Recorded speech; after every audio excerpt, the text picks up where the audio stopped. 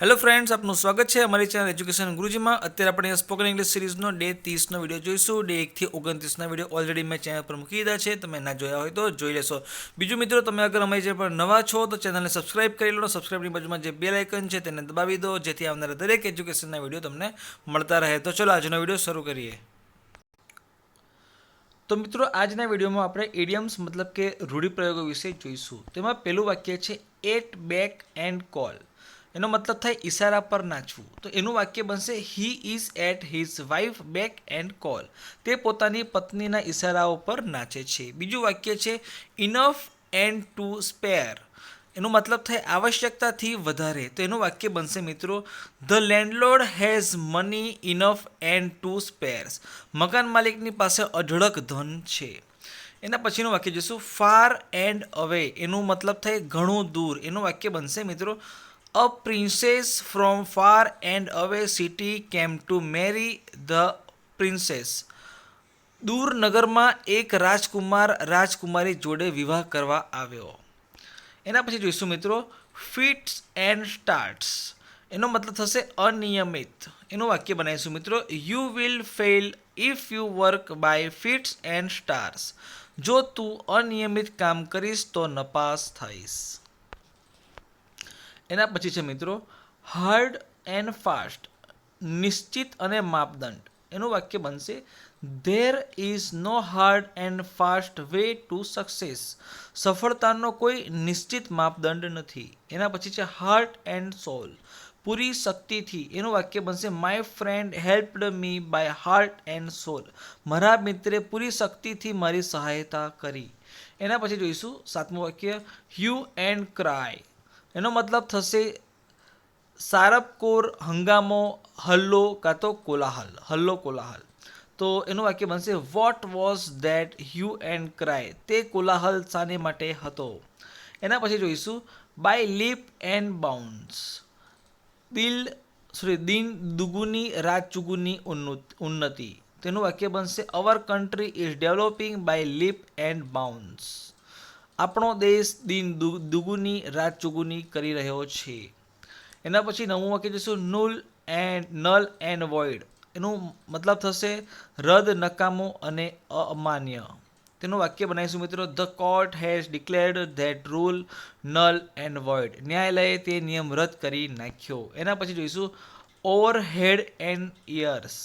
પૂરી રીતે, સંપૂર્ણ રીતે. એનું વાક્ય બનશે he is and debt over head and ears. તે પૂરી રીતે દેવામાં ડૂબેલો છે. Stuff and nonsense. નકામો, બકવાસ. વાક્ય બનશે what stuff and nonsense you are talking. તું સાવ વાહિયાત વાતો કરી રહ્યો છે. એના પછી જોઈશું ટૂથ એન્ડ નેલ. પૂરી તાકાતથી. વાક્ય બનશે they are fighting tooth and nail for their rights. તે પોતાના અધિકાર માટે પૂરી શક્તિથી લડી રહ્યા છે. એના પછી 13મું વાક્ય વેલ એન્ડ ગુડ. એટલે ખૂબ ઘણું જ સરસ, ઘણું સારું. વાક્ય બનશે you made a sacrifice for the nation that's well and good. તે દેશના ખાતર જે ત્યાગ કર્યો છે તે બહુ જ સારું છે. એના પછી જોઈશું કેટલાક રૂઢિપ્રયોગો એવા છે કે જેને ફક્ત જોર દેવા પૂરતા જ લેવાયા છે. તેમાં છે 14મું વાક્ય અગેન એન્ડ અગેન. વારંવાર. તો મિત્રો વાક્ય બનશે you need not go to him again and again. તારે એમની પાસે વારંવાર જવાની જરૂરત નથી. એના પછી વન બાય વન. એક પછી એક. એનું વાક્ય બનશે come one by one and take your prize. પછી છે આઉટ એન્ડ આઉટ. મતલબ કે બધી રીતે તદ્દન સાવ. એનું વાક્ય બનશે I didn't know that he was out and out a cheat. મને ખબર નહોતી કે તે સાવ દગાખોર છે. એના પછી જોઈશું થ્રુ એન્ડ થ્રુ. બધી રીતે, આર પાર કાં તો સોસરું. એનું વાક્ય બનશે he is an honest man through and through. તે બધી રીતે ઈમાનદાર છે. આગળ જોઈશું કેટલાક રૂઢિપ્રયોગોમાં આ એમ્ફેસિસ મતલબ કે જોર, દબાણ, અનુપ્રાસ એક વર્ણાલંકારથી લાવવામાં આવ્યો છે. એમાં છે બેગ એન્ડ બેગેજ. બોરિયા બિસ્તરા સહિત. વાક્ય બનશે Sohan had to leave the place bag and baggage. સોહને આ સ્થાન બોરિયા બિસ્તરા સહિત છોડ્યું. એના પછી છે 19મું વાક્ય with might and main. With might and main મતલબ કે પૂરી તાકાતથી. એનું વાક્ય બનશે they opposed the bill might and main. એમણે પોતાની પૂરી તાકાતથી બિલનો વિરોધ કર્યો. એના પછી છે 20મું વાક્ય પાર્ટ એન્ડ પાર્સલ. અંગ, હિસ્સો, ખંડ, મહત્વનો ભાગ. એનું વાક્ય બનશે the army is part and parcel of a nation. સેના દેશનો એક મહત્વનો ભાગ છે. એના પછી જોઈશું સેફ એન્ડ સાઉન્ડ. બધી રીતે સુરક્ષિત. એનું વાક્ય બનશે મિત્રો C reached home safe and sound. એનો મતલબ થાય તે સુરક્ષિત ઘરે પહોંચી ગઈ. એના પછી છે એટ સિક્સેજ એન્ડ સેવન્સ. અવ્યવસ્થિત. તો એનું વાક્ય બનશે when I entered my room I found my things at sixes and sevens. જ્યારે હું મારા ઓરડામાં પ્રવેશ્યો ત્યારે મને મારી વસ્તુઓ વિખરાયેલી મળી. અવ્યવસ્થિત. બરાબર. એટ સિક્સેસ એન્ડ સેવન્સનો મતલબ થાય અવ્યવસ્થિત. એના પછી જોઈશું 23મું વાક્ય સ્લો એન્ડ શ્યોર. નિશ્ચિત રૂપે. તો એનું વાક્ય બને he will win the election slow and sure. તે નિશ્ચિત રૂપે ચૂંટણીમાં જીતશે. એના પછી જોઈશું 24મું વાક્ય સ્પીક એન્ડ સ્પેન. સાફ સૂતરું. તો એનું વાક્ય બનશે Dinesh is liked by all the his spick and span habits. દિનેશને બધા તેની સાફ સુથરી ટેવોના લીધે પસંદ કરતા હતા. 25મું વાક્ય ધેન એન્ડ ધેર. તરત એ જ વખતે.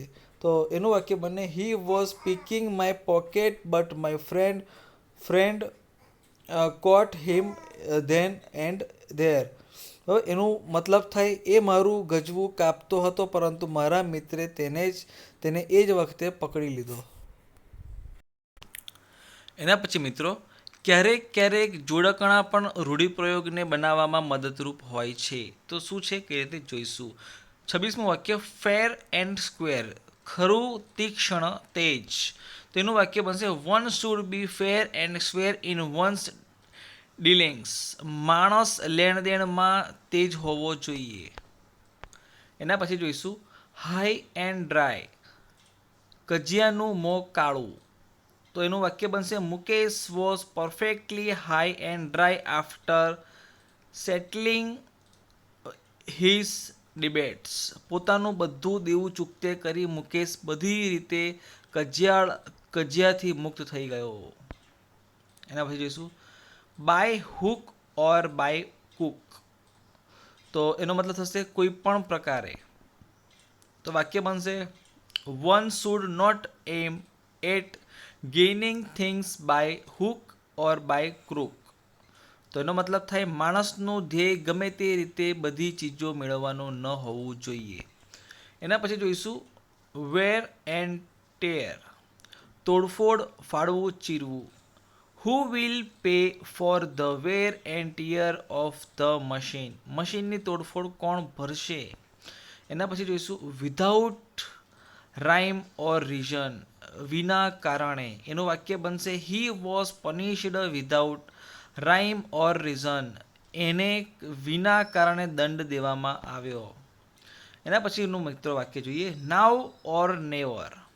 અત્યારે અથવા ક્યારેય નહીં. તેનું વાક્ય બને the opposition should unite now or never. વિરોધી પક્ષને અત્યારે એકત્રિત થવું જોઈએ પછી ક્યારેય મોકો નહીં મળે. સુનર ઓર લેટર. મોડા વહેલું. તેનું વાક્ય બનશે sooner or letter he will agree with me. મોડા વહેલા એ મારી જોડે સંમત થઈ જશે. એના પછી જોઈશું ફાસ્ટ એન્ડ લૂઝ. કહેવું કંઈક ને કરવું કંઈક. એનું વાક્ય બનશે don't trust him he plays fast and loose. એના પર વિશ્વાસ ન કરતા એ કહે કંઈક અને કરે એનાથી ઉલટું જ.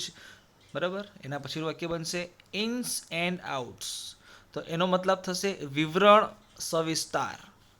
તો વાક્ય બનાવીશું મિત્રો I know the ins and outs of the matter. મને મામલાનું બધું જ વિવરણ ખબર છે. એના પછી જોઈશું the long and short of. સંક્ષિપ્તમાં કાં તો ટૂંકમાં. તેનું વાક્ય બનશે the long and short of the story is that the boy has stolen the watch.